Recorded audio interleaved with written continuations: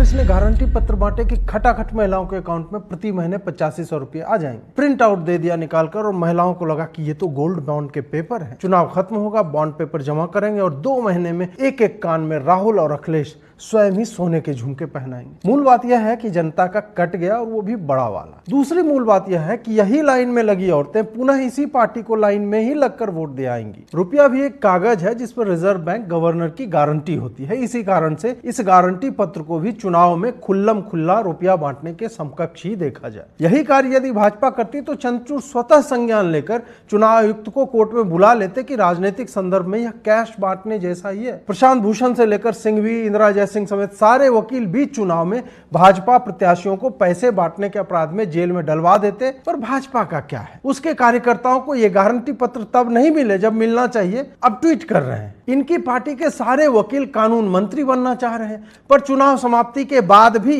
कोई भी इस विषय पर कोर्ट नहीं गया। मेरा यह मानना है कि चुनावी वादों में पैसे देने की बातें हों या निःशुल्क बिजली पानी, या संसद के एक कानून द्वारा समाप्त किया जाना चाहिए। यह पैसा किसी भी नेता के बाप का नहीं है। या तो चुनाव में ऐसी धांधली बंद हो या फिर ऐसा प्रावधान कीजिए कि दारू और पैसे बांटना वैध हो जाए। जिसके पास जितना हो वोट खरीद ले। यदि मतदाता बिकना ही चाह रहा है तो फिर वही सही। आप क्या सोचते हैं? कमेंट में अवश्य लिखें।